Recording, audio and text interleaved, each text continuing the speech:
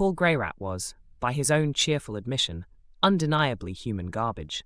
He was also, by any objective measure, terrifyingly good at killing things.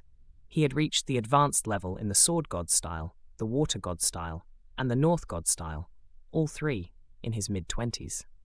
To put that in terms a normal person might understand, a talented individual needed roughly 10 years of dedicated work to reach advanced in a single school, the rough equivalent of a 4th or 5th dan in kendo.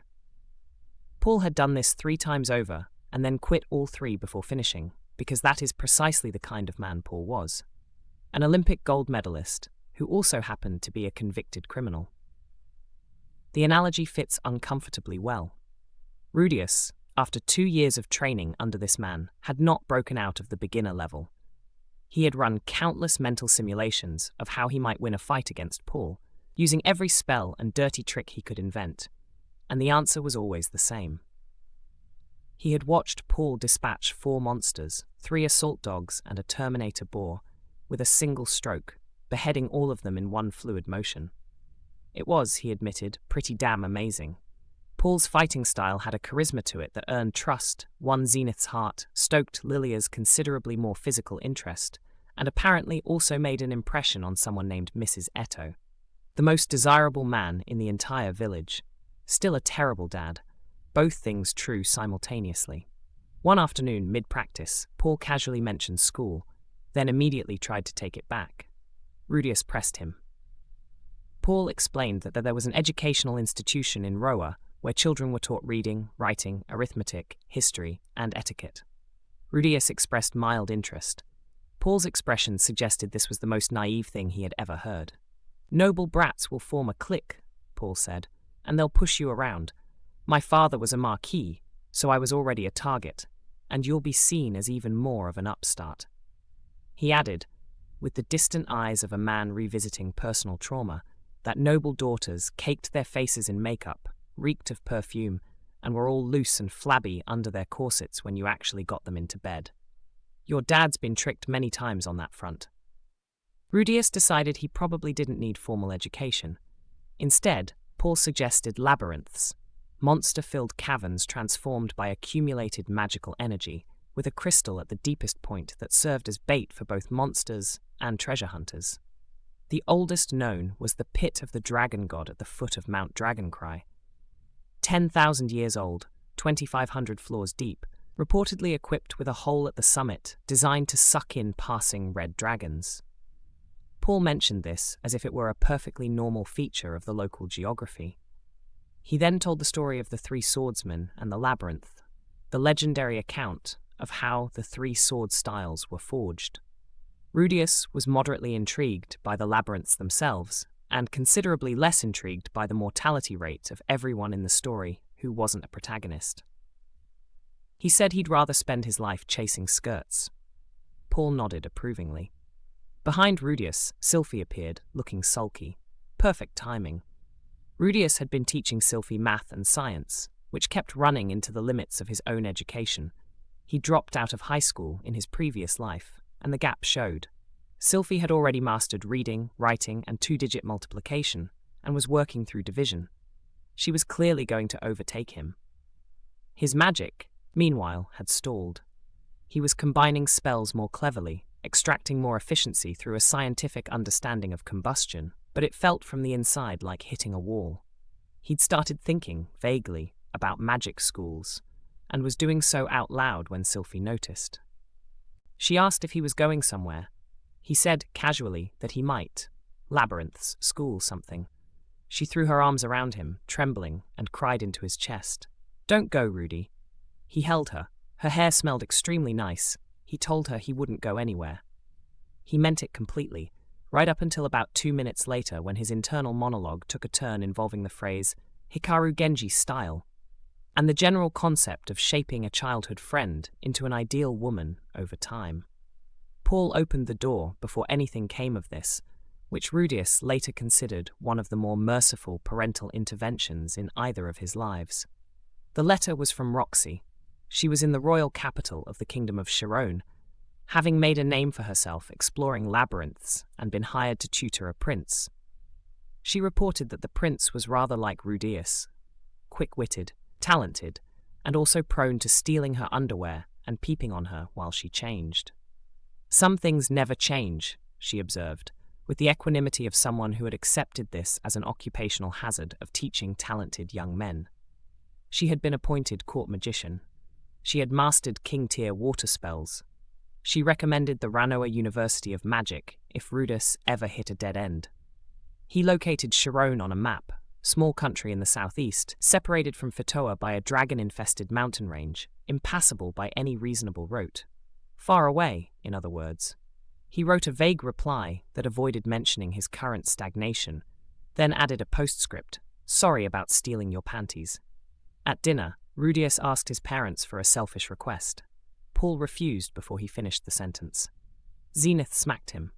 Lilia, who had been joining them at the dinner table since her pregnancy, officially part of the family in a domestic arrangement that raised questions about Asuran marriage law that Rudeus had decided were not his concern, smacked him again.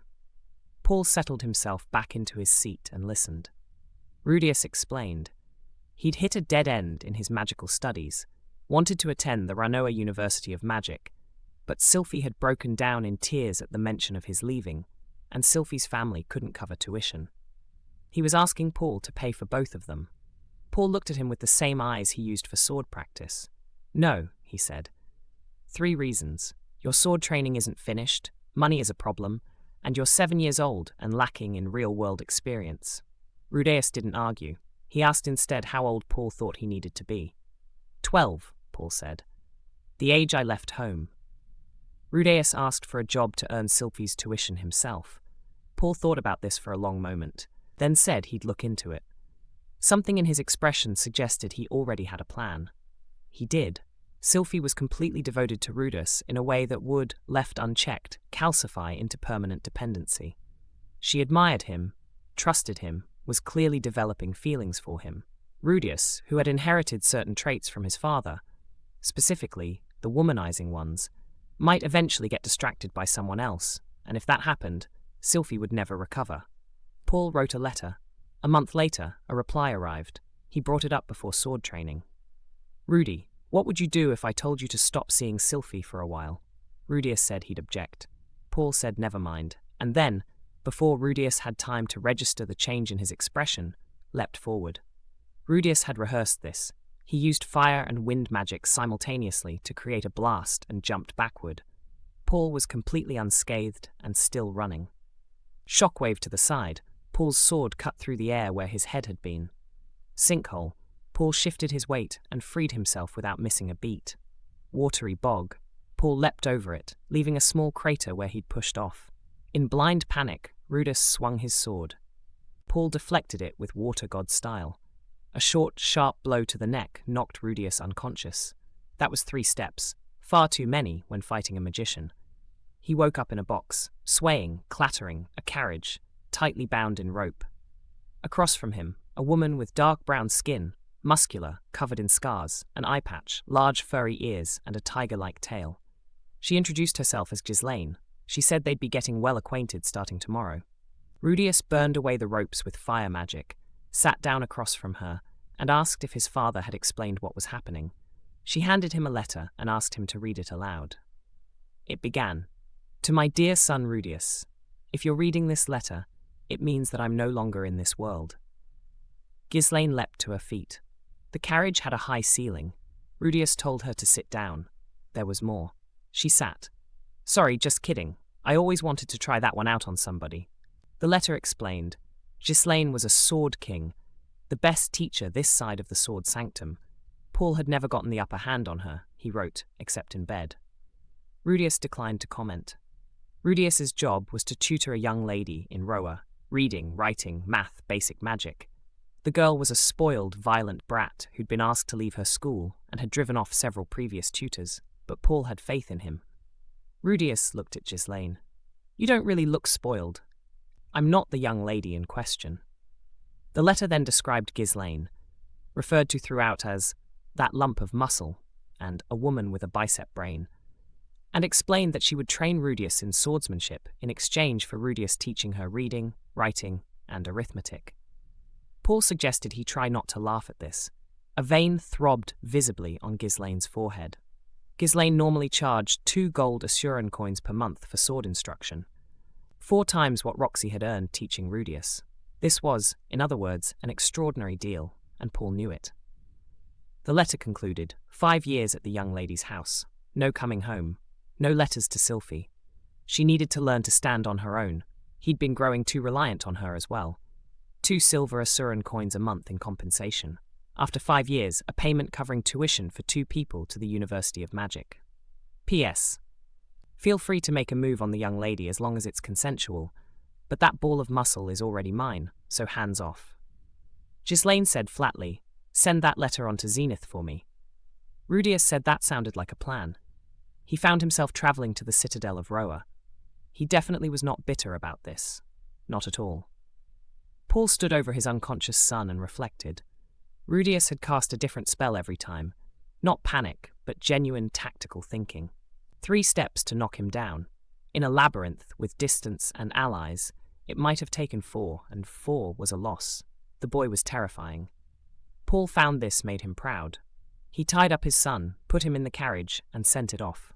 Laws arrived with Sylphie. She saw Rudeus bound and immediately fired an intermediate tier spell at Paul without an incantation, fast enough to kill a normal person. Paul warded it off and filed a mental note to speak with Rudeus about curriculum decisions. After Laws took Sylphie aside, the wind carried her voice over.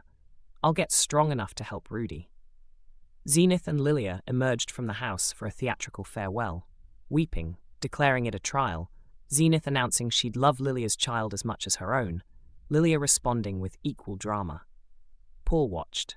I think I'll start training a bit as well, he said. Lilia stage whispered to Zenith. Did it really take a near loss to make him realize the young master might soon surpass him? He's always like this, Zenith said. Never puts in any effort until someone nearly embarrasses him. Paul watched the carriage disappear. Rudeus, he thought.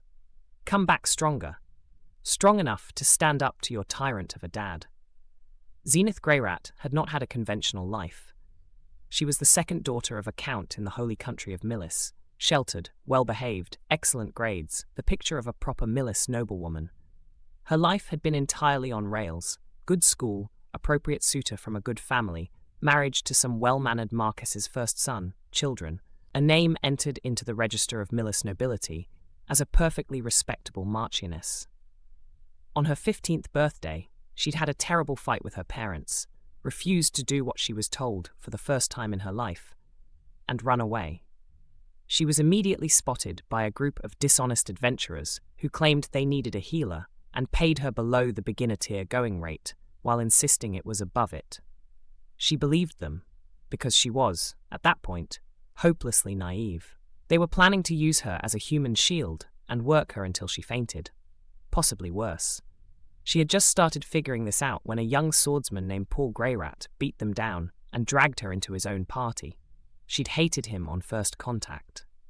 He was coarse, broke his promises routinely, acted on impulse, wasted money, mocked her cluelessness at every available opportunity, and periodically groped her backside in contexts where this was not welcome. He was also always there when it mattered. She had grown attracted to him, in spite of having approximately 17 reasons not to. Said, "You can sleep with me, but only if you never touch another woman again." Knew perfectly well he was lying when he agreed with an easy smile, got pregnant on the first night and married him. She gave birth to a son, Rudeus Greyrat, her little Rudy.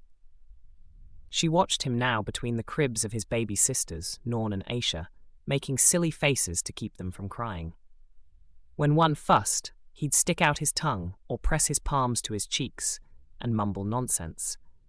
And when it worked, when the baby settled and gurgled happily, he'd nod to himself with an expression of complete private satisfaction. She had never seen that smile on his face before. For years she'd worried he secretly looked down on all of them, too talented and self-contained to really belong to the family. She'd understood the truth on the worst day of their lives, when Lilia announced her pregnancy and Paul confessed. Rudy had stepped in, guided them to a resolution, and she'd seen his face while he did it. He was terrified of the family breaking apart. In that moment she'd understood that he loved them entirely, and she'd found the capacity to forgive both Paul and Lilia on the spot. He'd been helping ever since, quietly, without being asked, handling the babies with an ease that made Lilia suspect he'd been watching her closely for months. When Lilia was out shopping and Aisha started fussing, Rudeus turned to Zenith with an anxious expression and, choosing his words carefully, suggested that Aisha might be hungry. He was afraid the suggestion would upset her. He knew exactly how she still felt about Paul and Lilia's betrayal. She looked at him, at this boy who saw everything, worried about everyone, and never quite let himself need anything in return, and said, as gently as she could, "Come on, give me Aisha." She took the baby and breastfed her, and felt nothing but the same warm awareness of motherhood she always did. How strange that she'd hesitated at all. Afterward, she reached over and stroked Rudy's head. He leaned into it without a word. "Rudy," she said, "thank you for being born." He looked up, startled, scratched his head in that bashful way he had, and said, "Well, thank you for having me." Outside, spring sunlight came through the window. Golden wheat stretched to the horizon. Zenith looked at her son and felt completely content.